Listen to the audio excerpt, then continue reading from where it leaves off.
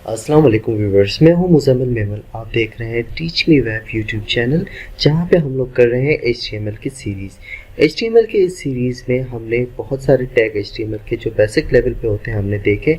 इसमें अब बाकी जो टैग हैं हमारे जो रहते हैं अब तक जो बेसिक लेवल पे, वो है एक सिलेक्ट और एक टेक्स्ट एरिया। सिलेक्ट और टेक्स्ट एरिया हमारे पास फॉर्म के ही एट्रीब्यूट होते हैं, जिस तरह हमने पिछली वीडियो में लेक्चर 9 में हमने देखे थे फॉर्म के कुछ एट्रीब्यूट, जिसका कोड अभी तक मेरे सामने ही खुला हुआ है। इसी की तरह ही हमारे पास दो और चीज़ें होती हैं, एक टेक्स्ट एरिया और दूसरा सिलेक्ट। टेक्स्ट एरिया हमारे पास कहाँ पे यूज़ होता है, जैसे कि हम लोग कभी कॉन्टैक्ट अस का कोई पेज होता है, उसमें हमारे पास मैसेज के लिए एक बॉक्स दिया हुआ होता है, या फिर कोई और हमारे पास फॉर्म होता है जिसके अंदर हमारे पास एड्रेस का कोई दिया होता है। मतलब जहाँ पे हम नाम लिखते हैं तो वहाँ पे तो हमारे पास इनपुट के लिए सिंगल लाइन आती है, ठीक है। जैसे कि मैं इसी कोड के अंदर आपको दिखा दूँ कि अब जिस तरह नाम के लिए हमने इनपुट लिया है तो वो सिर्फ एक ही लाइन के लिए हमें इनपुट दे रहा है, लेकिन अगर हमें मल्टीपल लाइन का इनपुट चाहिए तो उसके लिए फिर हमें क्या करना पड़ेगा, हमें टेक्स्ट एरिया यूज़ करना पड़ेगा। टेक्स्ट एरिया को किस तरह से यूज़ किया जाता है, मैं बाकी का कोड इसमें मिटा देता हूँ। सिर्फ फॉर्म के टैग को हम लोग रहने देंगे। ये फॉर्म का टैग आपके सामने खुला हुआ है, क्योंकि हमारा टेक्स्ट एरिया और सिलेक्ट जो है वो फॉर्म का ही हिस्सा होते हैं, ठीक है। तो फॉर्म के टैग में ही रहते हुए हम लोग पहले टेक्स्ट एरिया को देखते हैं। टेक्स्ट एरिया के लिए हमारे पास क्या है एट्रीब्यूट, वो है टेक्स्ट एरिया, ठीक है। टेक्स्ट एरिया ये ओपन भी होगा और टेक्स्ट एरिया क्लोज भी होगा। ओपन और क्लोज करने का तरीका मैंने आपको बता दिया है। आपने क्या करना है, जो नाम होगा उसी के साथ ही फॉरवर्ड स्लैश आएगा उसको क्लोज करने में, ठीक है। ये टेक्स्ट एरिया हमारे पास आ गया। इसको मैं सेव करता हूँ, आपको दिखाता हूँ टेक्स्ट एरिया हमारे पास किस तरह से शो हो रहा है। तो मैं रिफ्रेश करूँगा तो आप देखिए ये मेरे पास टेक्स्ट एरिया आ गया है, ठीक है। अब यहाँ पे मैं कुछ भी इनपुट कर सकता हूँ, ठीक है। अब मुझे अगर इसकी रोज बढ़ानी है, मतलब रोज मतलब अभी ये दो लाइन पे, ठीक है, एक ये लाइन और एक नीचे वाली लाइन, दो लाइन्स पे, ठीक है। या फिर इसके कॉलम्स बढ़ाने, मतलब इसकी जो हमारे पास विड्थ है इसको बढ़ाना है। हाइट बढ़ाने के लिए हमें रो बढ़ानी होती है और फिर हमें विड्थ बढ़ाने के लिए हमें कॉलम्स बढ़ाने होते हैं, मतलब नंबर ऑफ कॉलम्स इसके अंदर कितने आएंगे, ठीक है। तो सबसे पहले अगर मुझे रोज बढ़ानी है तो आसान है, बस इसी के अंदर जाना है। इसके अंदर जाके आपने एक एट्रीब्यूट यूज करना है, वो रोज, ठीक है। रोज कैपिटल में भी लिख सकते हैं, स्मॉल में भी लिख सकते हैं। मैंने आपको बताया था कि HTML हमारे पास केस सेंसिटिव नहीं है, ठीक है।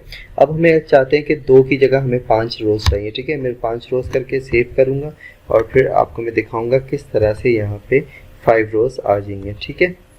रिफ्रेश करते हैं तो आप देखें हमारे पास 5 रोज आ गए हैं। ये एक रो, ये दूसरी रो, तीसरी, चौथी और 5वीं रो, ठीक है। 5 रोज आ गई। इसी तरह अगर कॉलम बढ़ाने हैं तो हमें क्या लिखना पड़ेगा, हमें लिखना पड़ेगा कॉल्स, ठीक है। कॉलम्स के लिए हमारे पास बार बार कॉल्स ही यूज होगा। आगे CSS वगैरह भी हम लोग करेंगे तो उसके अंदर भी कॉल्स ही यूज होगा, ना कि पूरा हम कॉलम लिखेंगे, ठीक है। इसका मतलब यही होता है, कॉल्स का मतलब होता है कॉलम्स, ठीक है। मैं किया और फिर कॉलम्स को मैं बढ़ा के कर देता हूँ 20 कॉलम्स। इसको सेव करके मैं आपको दिखा देता हूँ किस तरह से आता है हमारे पास। तो ये आप देखें,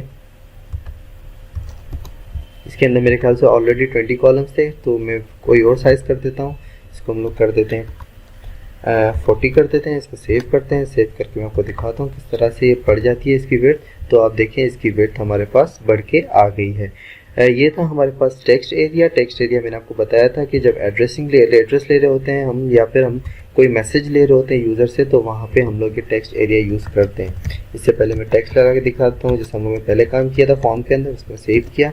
सेव करके मैं आपको दिखा देता हूँ। तो ये आपके पास आ गया एड्रेस का मैसेज, ठीक है। आप चाहते हैं एड्रेस यहाँ नहीं है, इसके अंदर ही है, तो उसके लिए भी मैंने आपको बताया था कि उसके लिए हम लोग क्या यूज़ करते हैं, हम लोग यूज़ करते हैं प्लेस होल्डर, ठीक है। प्लेस होल्डर इसी के अंदर टैग के अंदर जाके एट्रीब्यूट। अच्छा, ये मैं आपको बता दूँ, जो हम लोग एट्रीब्यूट यूज़ कर रहे हैं, इस बार रोज यूज़ किया, कॉलम्स यूज़ किया, इससे पहले भी हम लोगों ने बाकी एट्रीब्यूट यूज़ किए थे फॉर्म के अंदर। तो टैग के अंदर जो एट्रीब्यूट होते हैं उनमें सीक्वेंस का कोई भी फर्क नहीं होता। आप कहीं पे कोई भी सीक्वेंस लगा सकते हैं, ठीक है। मैंने रोज यहाँ पे लिखा है, कॉलम्स यहाँ पे लिखा है, तो इसका मतलब ये नहीं है कि पहले रोज आएगा फिर बाद में कॉलम्स आएगा। आप पहले कॉलम्स और उसके बाद रोज भी कर सकते हैं, या उसके बीच में बाकी एट्रीब्यूट भी यूज़ कर सकते हैं, ठीक है। जैसे कि अभी मैं यहाँ पे प्लेस होल्डर यूज़ करने वाला हूँ, ठीक है। प्लेस होल्डर लिखा और फिर यहाँ पे मैं मैसेज की जगह पे लिख दूंगा मैं मैसेज प्लीज, या फिर लिख देंगे एड्रेस है। सेव किया मैंने। सेव करके आपको दिखा देता हूँ किस तरह से प्लेस होल्डर हमारे पास आता है वो। अच्छा, प्लेस होल्डर हमारे पास मैसेज के अंदर नहीं आता, ठीक है। मैसेज के अंदर हमें बाहर ही लिखना पड़ेगा।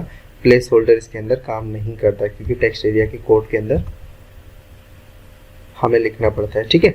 बहरहाल ये हो गया हमारे पास। अब इसके बाद जो है ना हम लोग देखेंगे सिलेक्ट में। सिलेक्ट अब कहाँ पे यूज़ होता है, जिस तरह से हम लोग कभी कंट्री का या सिटी का नाम सिलेक्ट कर रहे होते हैं या फिर अपने प्रोफेशनल सिलेक्ट कर रहे होते हैं, तो हमारे पास एक ड्रॉप डाउन लिस्ट आती है।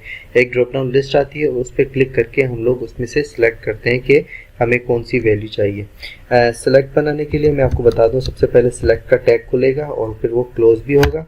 उसके अंदर हम लिखेंगे ऑप्शन। ठीक है, ऑप्शन के कौन कौन से ऑप्शन है, ये एक ऑप्शन, ऑप्शन भी ओपन और क्लोज आप देख रहे हैं किस तरह से कोड हो रहा है, ये 2 ऑप्शन और फिर ये 3 ऑप्शन। ठीक है, इसको मैं सेव करके आपको दिखा देता हूँ। हमने भी कोई डेटा डाला तो नहीं है, लेकिन फिर मैं आपको दिखा दूँ किस तरह से हमारे पास आता है।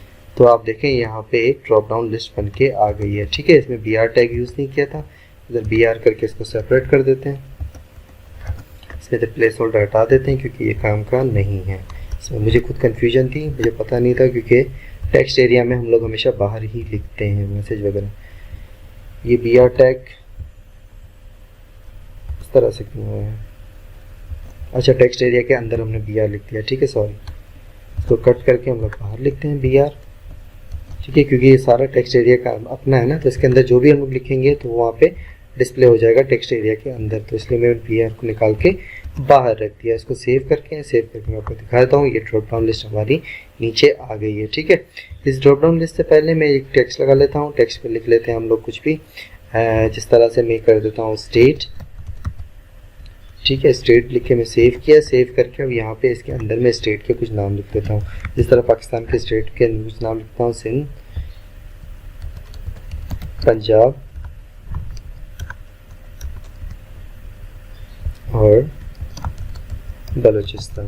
मैंने सिंध के स्टेट और पाकिस्तान के स्टेट के नाम लिख दिए। इसमें सेव करके आपको दिखाया था। ड्रॉप डाउन लिस्ट किस तरह से आती है हमारे पास, तो आप देखें ये हमारे पास ड्रॉप डाउन लिस्ट आ गई है। स्टेट जो हमने टैक्स लिखा था बाहर, और फिर यहाँ ड्रॉप डाउन के अंदर सिंध, पंजाब और बलूचिस्तान।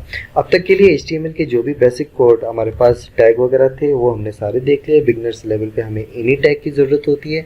अब अगली वीडियो में मैं एक कंप्लीट वेबसाइट बनाने की कोशिश करूँगा, एक इन्फॉर्मेटिव वेबसाइट, जो मैंने कहा था विकीपीडिया की तरह हम लोग एक वेबसाइट बनाएंगे। उसमें हम लोग ने जो भी टैग बनाने का मकसद हमारा क्या है कि हमने जो भी टैग पहले लेक्चर से लेकर आखिर तक किए हैं उन सारे टैग का हम लोग रिव्यू कर सकें और फिर उनका इस्तेमाल करके हम देख सकें किस तरह से हम एक इन्फॉर्मेटिव वेबसाइट बनाते हैं। और फिर मज़ीद जो हमारी HTML होगी हमारी, वो हम लोग इंशाल्लाह CSS के अंदर अगर किसी टैग की ज़रूरत पड़ी तो हम लोग करते जाएंगे। लेकिन बिगनर्स लेवल के लिए आपके पास यही काफ़ी है। इसी के बाद आप वेबसाइट देखेंगे, वेबसाइट बनाने की भी कोशिश कीजिएगा, जो हम लोग अगली वीडियो में बनाएंगे। और उसको बनाने के बाद जो है ना आप फिर CSS की तरफ मूव करेंगे। अब तक के लिए इतना ही। अगली वीडियो में इंशाल्लाह हम पूरे कोर्स को रिव्यू करते हैं वेबसाइट बना के। शुक्रिया, अल्लाह हाफ़िज़।